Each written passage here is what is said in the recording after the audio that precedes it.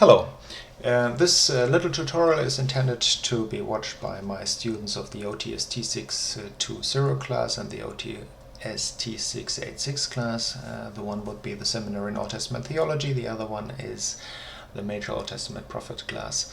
The intention of the tutorial is to show you in short how a text grammatical analysis of a Hebrew text is looking like, something you're requested to turn in as a proof of an informed translation that you are here and there assigned to do.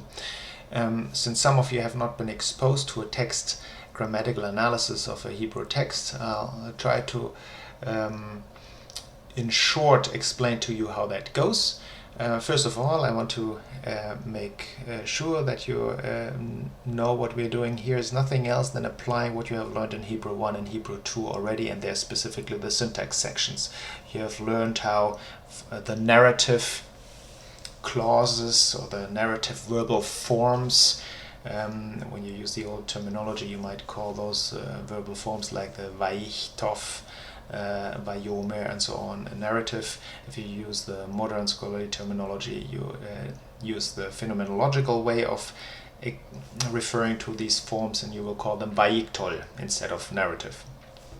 The same is with, for example, the imperfect, that in classical terminology we speak about the imperfect form when you think about the yichtov, tichtov, tichtov, and so on. The modern terminology would be yiktol, the perfect forms, kataf, katava, katafta, kataft, and so on, and that you might have got to know in your Hebrew 1 class. The perfect forms, the classical terminology, the modern terminology of that would be the katal form. Just a phenomenological, phonological reproduction of what the form sounds like. Katal is thus perfect. So all modern Hebrew, most modern Hebrew databases use the modern terminology. So anyhow, with what you have learned in Hebrew 1 and 2, you should be able to actually produce a text-syntactical analysis by yourself.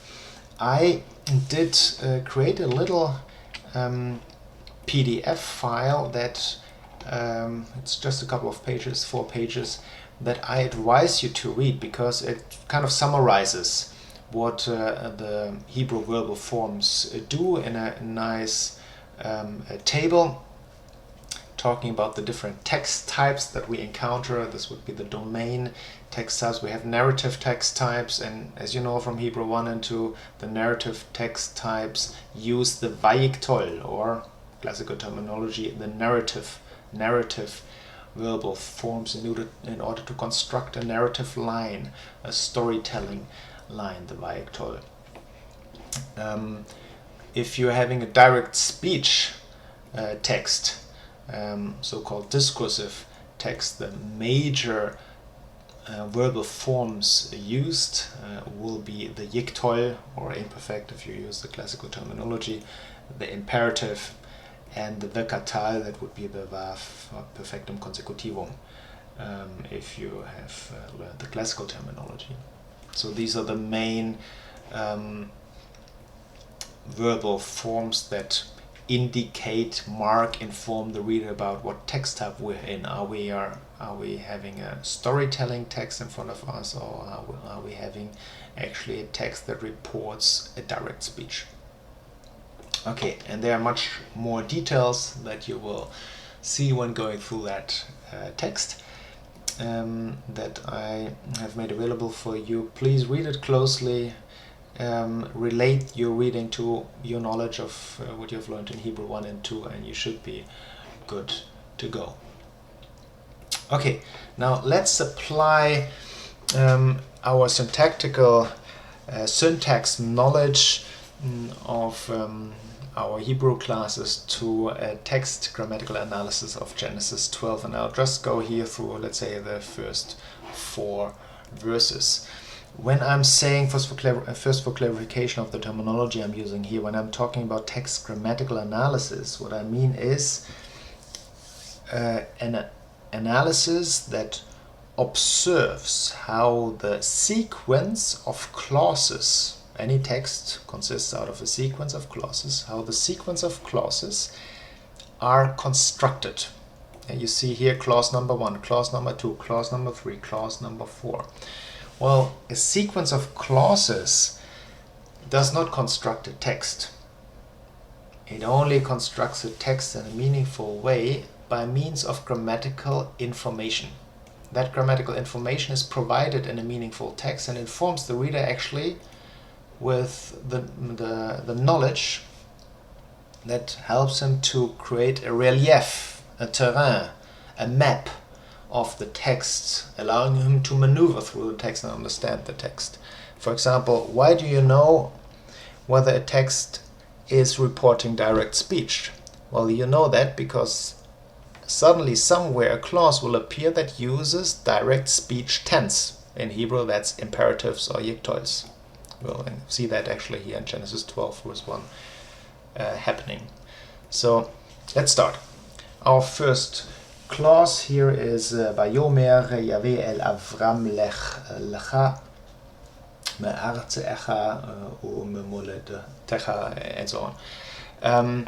The first clause, Vayomer Adonai el Avram, is a Vayikol X clause. I don't care about the terminology here or the terminology you might use. You can use some classical terminology if you have learned that in Hebrew 1 and 2. You can use the modern terminology that is displayed here and that I'm teaching also in my Hebrew classes. But you can forget basically about this column.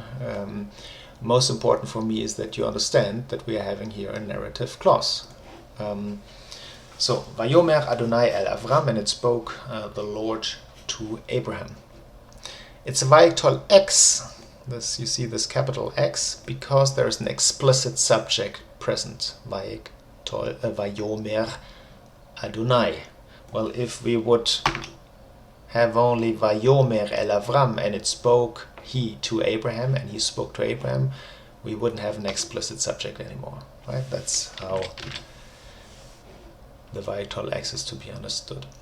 Okay, well, we have a narrative clause. What is the next clause? How does the next clause connect to, that's clause number 2, how does clause number 2 connect to clause number 1?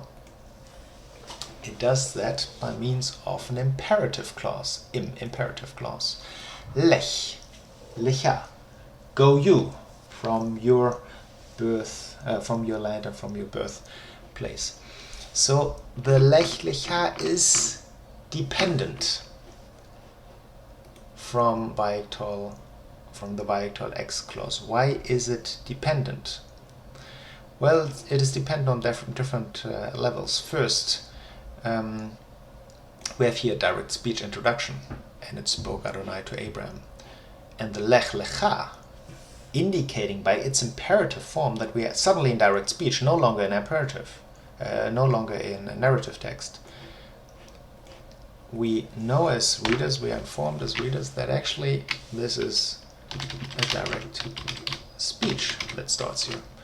So you could mark that for me in this way or any other graphical way, telling me clause number 2 is creating a different type of text. We are not anymore in storytelling mode, we are in direct speaking mode. Lech lecha, go for you. Next clause, number 3, asher. Well, you have learned in your Hebrew classes that the asher clauses, the relative clauses, inform you about an item that is mentioned in the main clause. In our case, the main clause is here, clause number 2, lech lecha, go for you from your land, to el haaretz, to the land, asher, that which. So it now opens a relative clause, it now introduces background information, it specifies what the haaretz is all about. El haaretz asher ar'eka, that which I will show you. So the relative clause is dependent, by definition, since the relative clause is dependent upon the main clause. So what we're having here is actually one huge sentence. The main clause followed by a relative clause, together constructing one sentence. Let's now go to the next clause, clause number 4. We have a vehicle. We are still in still in direct speech mode. How do you know that? We know that since a vehicle form, or if you have learned the classical terminology, since an imperfect form, a verb imperfectum, is, or perfectum consecutivum, whatever terminology you have learned, is used. So what does the verb do?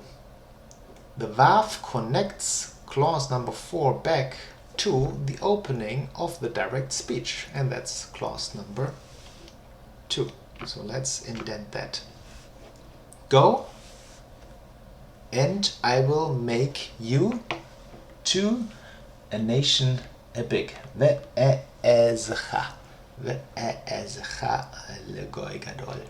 To a nation, a great one. Clause number 5. Well, clause number 5 is identical with regard to its type when compared to clause number 4. It's a vehicle 0 clause. It's a vehicle. So since it's identical, there's no deviation, no grammatical deviation between clause 4 and clause 5. The reader is informed that they are of equal nature. Thus, they do not need to be indented. The clause number 5 does not need to be made dependent upon clause number 4 because they are equal in their clause type construction. So in a sense, what we have here with this indentation, it tells us that this is the daughter of the mother. This is the mother. She reigns over the daughter. If you wouldn't have the mother, lech lecha, the asher erecha would not make any sense. Yeah. Okay. Clause number 6. Again, vehicle clause. So this clause is of no different configuration compared to clause number 4 and 5, so we just put it on an equal line. Of course, one could dispute here, since we have here a coordative, as you see with the attached hey, that it might deviate. The va'agadala might in fact deviate actually from those other two yictol forms that we have in clause number 4 and clause number 5, but we don't know for sure, since the coordative hey can be actually part of those yictol clauses that you just don't see because of the attached suffix. So in that case, I would put them parallel. If you would decide to indent the coordative form, that would be completely fine with me as well. Number 7. Well, with number 7, we are back to the use of an imperative. Well, where did we find the last imperative? The last imperative was in clause number 2. Lech lecha, go for you, go to you, whatever translation you're choosing. So this verb in front of the imperative connects us back to the first imperative. So we now need to indent the second imperative with its verb, the verb imperative, to the first imperative. Well, why we do that? We need to put those aside, because there's a direct connection. There's a direct connection between this one and this one. And between, let me see whether I could mark that.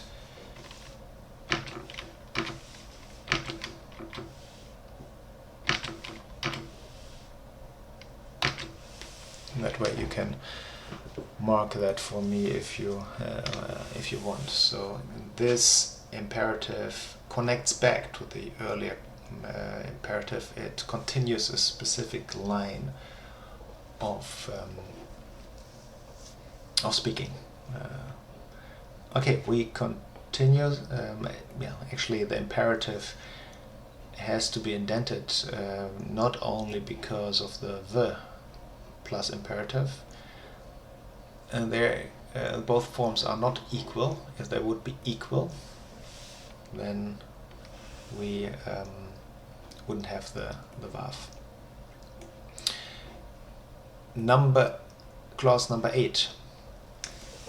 We find here again a nice cohortative, va'avaracha, and I will bless, and then we have this participle construction, I will bless mevarchecha, the ones who are blessing you.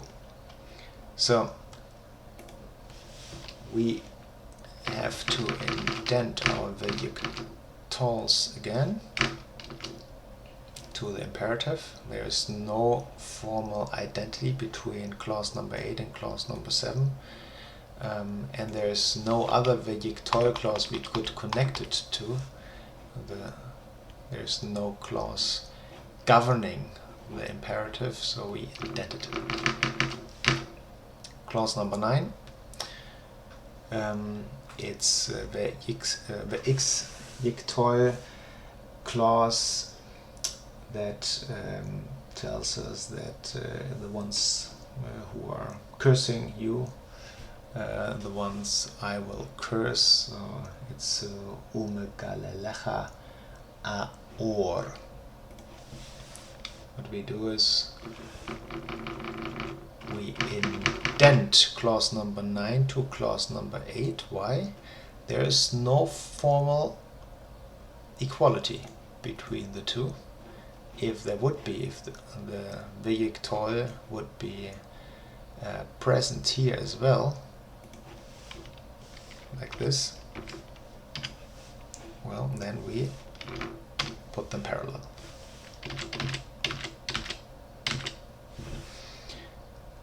Number 10.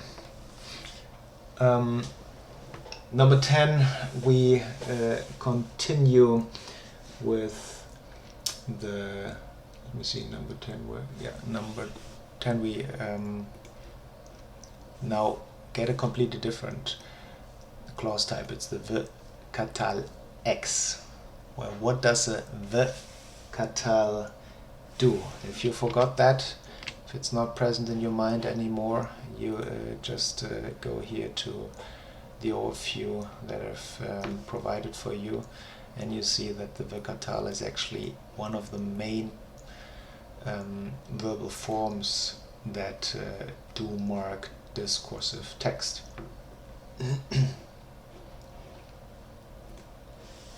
So verse 3, then with this v-katal clause, v'niverechu b'cha, and they will be blessed, and they will be blessed in you.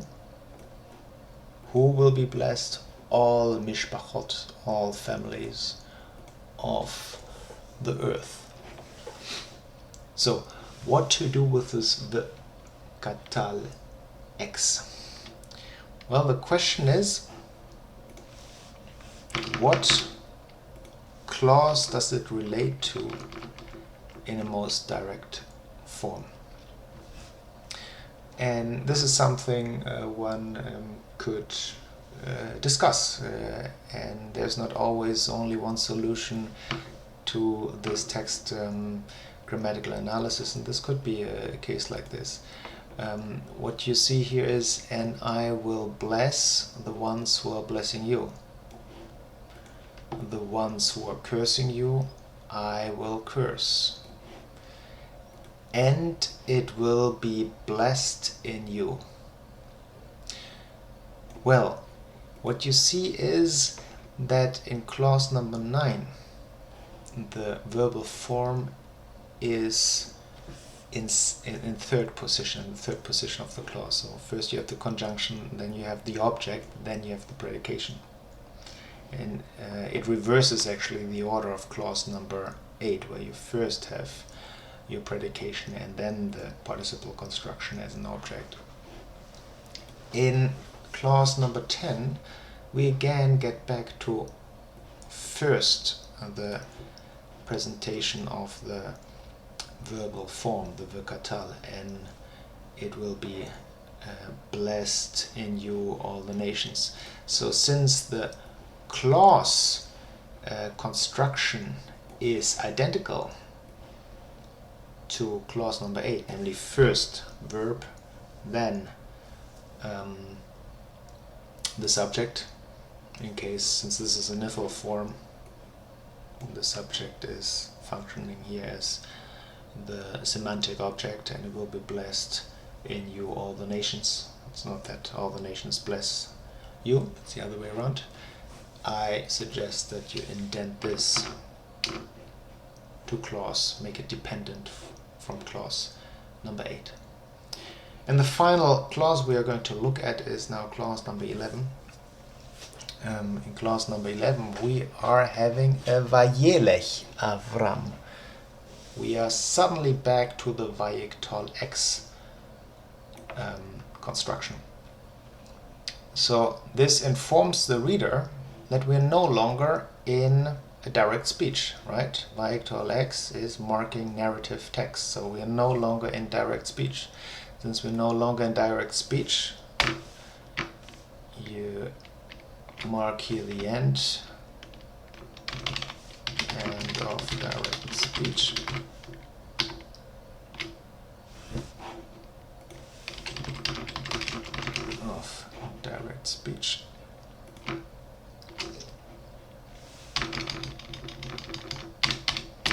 And you have to decide now how you want to relate that vayiktal X to any previous clause. It is obvious that you cannot relate that vayiktal X clause to any of the directly preceding clauses, since they are all direct speech. The vayelech does not relate back in a syntactical way to any of the other clauses between clause number 2 till clause number 10. In fact, clause number 11 is in its form identical to clause number 1. It's a vayiktal, it's a vayiktal narrative with an explicit subject. We have here an explicit subject, Adonai. We have here the explicit subject, Abraham. So Avram. So Abraham is for the first time in this discourse, in this text, activated as an actor. That's why you could say that here a new paragraph is starting. Something new starts here in the storyline, namely, you could use this sign. I'm fine with any other sign. You can also write paragraph 2 if you decide that this is paragraph number 1. Important, however, is that clause number 11 and clause number 1 are on the same line. The reason why they are on the same line is because they are formally identical.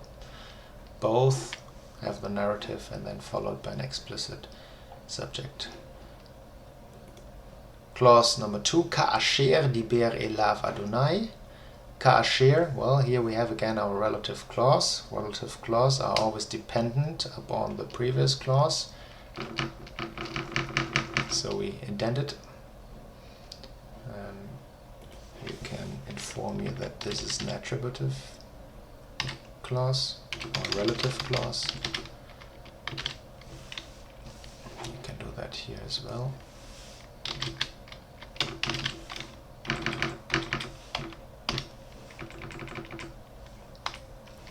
If you desire so, that which it has spoken to him the Lord. And Abraham went according to what the Lord has spoken to him. Well, this is how you construct a relative text grammatical analysis.